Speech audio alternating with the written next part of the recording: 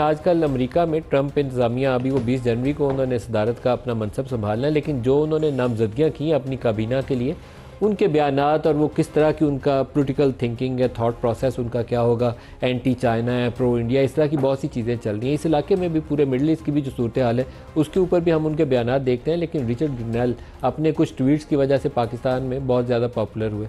उन्होंने इमरान खान की रिहाई का मुतालबा किया, उससे उनको और शोहरत मिली। PTI वालों ने उनकी ट्वीट को खूब रीट्वीट किया। अब उनका एक टीवी इंटरव्यू है आज जो हमारे सामने आया, दानियाल चौधरी साहब वो कह रहे हैं कि फ्री इमरान खान, तो नई इंतज़ामिया आपके ऊपर ये मुतालबा करने वाली है, क्या रद्द अमल होगा आपका? देखें जी, ये बड़ा एक हमारा क्लियर नैरेटिव है और वो ये है कि वो अफरीदी साहब का मामला हो, पाकिस्तान को डी न्यूक्लियाइज करने की बात हो, हमारे न्यूक्लियर की बात हो, हमने फॉरेन इंटरवेंशन ना कभी बर्दाश्त की, ना हमने उसको इजाज़त दी और ना हम आगे देंगे।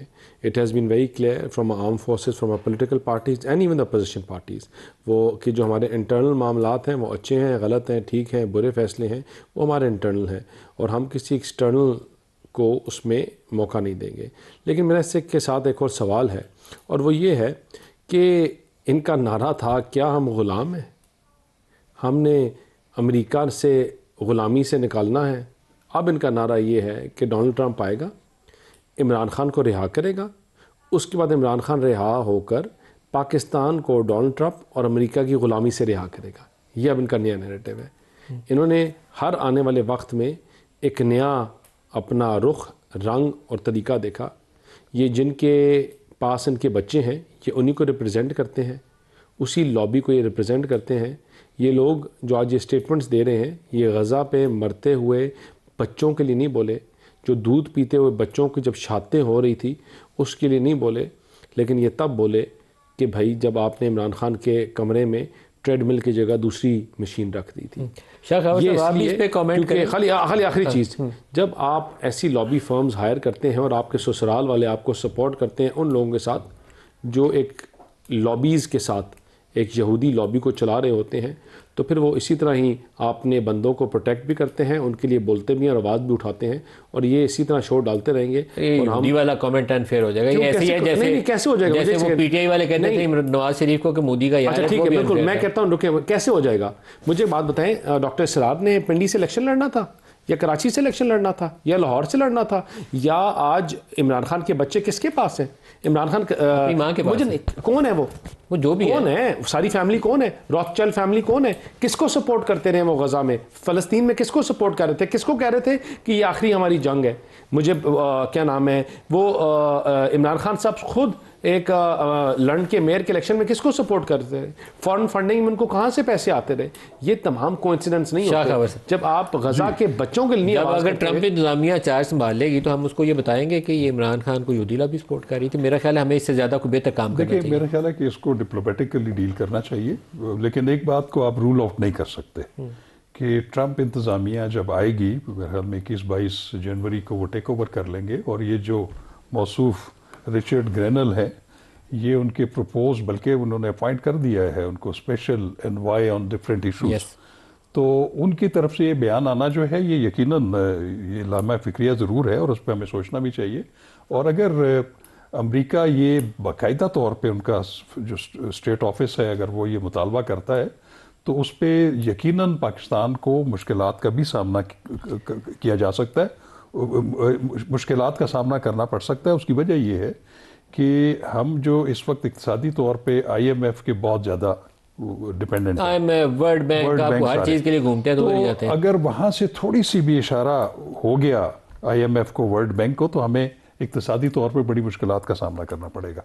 लेकिन एक चीज़ ज़रूर है कि इस पर जिस तरीके से PTI का और उनके जो सपोर्टर्स हैं और वो जिस तरीके से इस पर खुशियाँ मना रहे हैं, तो वो यकीनन मैं दानियाल साहब की इस बात से मुत्तफ़िक हूँ कि उसका तो फिर अपना नैरेटिव जो है उसकी नफ़ी होती है कि वो फिर आप जब आपका जो फोकस यही है कि आपकी जो रजीम चेंज हुई थी वो अमेरिका की इंटरवेंशन से हुई थी, लेकिन अब अगर चेंज आएगी तो वो भी अगर अमेरिका की इंटरवेंशन से आएगी, और उसको अगर पीटीआई खुशामदीद कहती है और उसको खुशाइंद करार देती है, तो मेरा ख्याल है कि उनके अपने मौक़िफ़ की ये नफ़ी होगी। साहिबजादा अहमद रज़ा साहब, ये एक बड़ा इंपॉर्टेंट क्वेश्चन है और ये जल्दी सामने आने वाला है, हमारे कोई महीना की दूरी के ऊपर है, जिसके बाद ये सवालात हमारे सामने उठेंगे और हमें इसको एड्रेस करना है। आज ग्रिनेल का बयान एक टीवी इंटरव्यू की शक्ल में, कल हो सकता है स्टेट डिपार्टमेंट का कोई तर्जमान उठ के ऐसा कोई बयान दे दे, तो क्या हमारी उसके लिए तैयारी है और आपकी जमात की क्या पोजीशन होगी, क्या आप उसको वेलकम करेंगे?